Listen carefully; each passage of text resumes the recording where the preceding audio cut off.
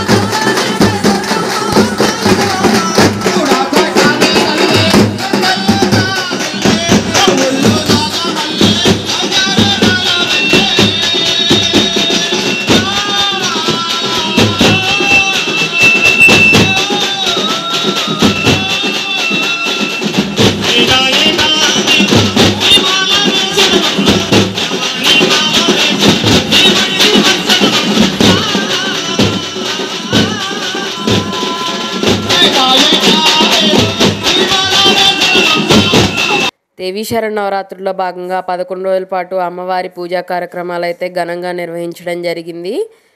ఈ 11 రోజులు నవరాత్రి ఉత్సవాల తర్వాత అమ్మవారి విగ్రహాన్ని ఊరేగింపు అదేవిధంగా నిమజ్జన కార్యక్రమం నిర్వహించడం అయితే జరిగింది. ముందుగా అమ్మవారి విగ్రహాన్ని కదిపే ముందు గుమ్మం వేయడం అంటారంట. ఇది నేను ఫస్ట్ టైం అండి చూడడం. మీ దగ్గర ఏమంటారో ఒకసారి కామెంట్ చేయండి.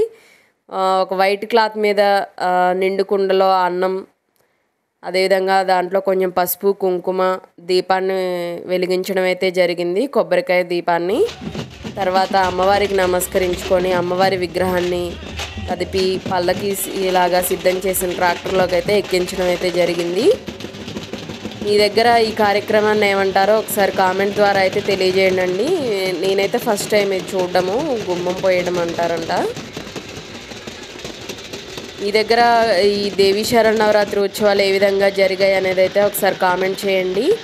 ఈ 11 రోజుల పాటు అమ్మవారి అలంకరణ పూజా కార్యక్రమాలు అయితే మన ఛానల్లో ఫుల్ వీడియో ద్వారా అందజేయడం అయితే జరిగింది. ఈ దేవీ శరన్నవరాత్రులు అయితేనేమి లేకపోతే గణేష్ ఉత్సవాలైనా ఏదైనా కూడా మనం ఇలా విగ్రహాన్ని ఆరాధించి ఆ 11 రోజుల పాటు సందడిగా అదేవిధంగా దైవానికి దగ్గరగా ఉండి పూజించుకోవడం తర్వాత ఇలా నిమజ్జనం చేయడం అనేది అయితే చాలా బాధాకరంగా అయితే అనిపిస్తుంది.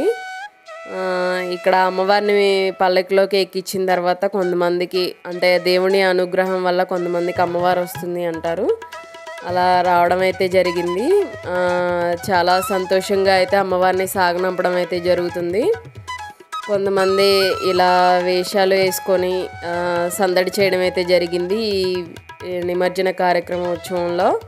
అదేవిధంగా మేళాలు డప్పు వాయించుకుంటూ పాటలు పాడడం అదేవిధంగా నృత్యం ఆడడం చాలా సంతోషాన్ని అయితే కలిగించింది. మీ దగ్గర ఏ విధంగా ఈ సంబరాలు జరిగాయి అనేది అయితే ఒకసారి కామెంట్ చేయండి. మొదటిసారి ఎవరైనా ఛానల్ చూస్తున్నట్లయితే ఛానల్ని సబ్స్క్రైబ్ చేసుకోండి. వీడియో నచ్చితే లైక్ చేయండి, షేర్ చేయండి. అమ్మవారి అలంకరణ అయితే చాలా అద్భుతంగా చేశారు. పల్లకిలోకి ఎక్కించిన తర్వాత మీకు ఎలా అనిపించింది అమ్మవారి అలంకరణ అనేది అయితే ఒకసారి కామెంట్ చేయండి. విజయవాడలో అంగరంగ వైభవంగా దేవీ శరన్నవరాత్రిలో భాగంగా 11 రోజుల పాటు అమ్మవారి ఉత్సవాలు అయితే జరిపారు. ప్రతిరోజు అమ్మవారి అలంకరణ పూజా విధానం ఫుల్ వీడియో అయితే మన ఛానల్లో ఉంది. నక్షత్ర హారతి అదేవిధంగా పూజా కార్యక్రమాలు షమీ పూజా కార్యక్రమం అన్నీ కూడా అప్లోడ్ చేయడం జరిగింది. దాంతోపాటుగా మహిషాసురమర్దిని అవతారం రోజు బతుకమ్మ కార్యక్రమాన్ని కూడా నిర్వహించారు. అది కూడా మన ఛానల్లో అప్లోడ్ చేసాం. ఒకసారి ఛానల్ని అయితే విజిట్ చేయండి. మిగతా వీడియోస్ కూడా ఒకసారి అయితే చూసేయండి. అమ్మవారి పల్లకి కదిపించే ముందుగా అమ్మవారికి దిష్టి తీయడం అయితే జరిగింది, గుమ్మడికాయ అదేవిధంగా కొబ్బరికాయతో.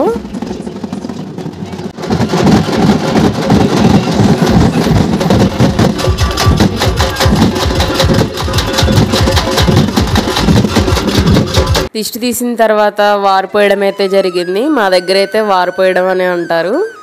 మీ దగ్గర ఏమంటారో ఒకసారి అయితే కామెంట్ చేయండి. అదే అమ్మవారిని ఆహ్వానించేటప్పుడు నీళ్లు పోసేటప్పుడేమో బిందెని పైకని నార్మల్గా పెట్టేస్తాము. ఇలా నిమజ్జన సమయంలో వారు పోసేటప్పుడు మాత్రం ఇలా బోర్లు ఇచ్చేసి పెట్టాలంటండి. నేను రీసెంట్గానే తెలుసుకున్నాను. ఇలా పెట్టడం వల్ల అమ్మవారిని వెళ్ళి మళ్ళీ రమ్మని చెప్పేసని చెప్పినట్లుగా భావించి ఇలా పెట్టడం అంట జరుగుతుంది. మీరు కూడా ఎప్పుడైనా దేవుని విగ్రహాలు ఊరేగింపుగా వచ్చినప్పుడు ఇదైతే గుర్తుపెట్టుకోండి. ఇంకా మరిన్ని ఇంట్రెస్టింగ్ వీడియోస్తో మళ్ళీ మేము ముందుకు వస్తాను. అప్కమింగ్ ఫెస్టివల్స్లో కార్తీక మాసం అదేవిధంగా దీపావళి గురించి అయితే తెలుసుకుందాం. ఈ వీడియో మీకు నచ్చితే లైక్ చేయండి, షేర్ చేయండి. అదేవిధంగా కొత్తగా ఎవరైనా ఛానల్ చూస్తున్నట్లయితే సబ్స్క్రైబ్ చేసుకోండి. అమ్మవారికి భక్తులు సమర్పించిన గాజులు అదేవిధంగా అమ్మవారికి 11 రోజుల పాటు జరిపిన కుంకుమార్చన పూజలో ఉపయోగించిన కుంకుమనైతే భక్తులకి పంచడం అయితే జరుగుతుంది. వీడియో నచ్చితే లైక్ చేయండి, షేర్ చేయండి, ఛానల్ని సబ్స్క్రైబ్ చేసుకోండి. శ్రీమాత్రే నమః అయితే కామెంట్ చేయండి. జై భవానీ, ఓం నమ శివాయ.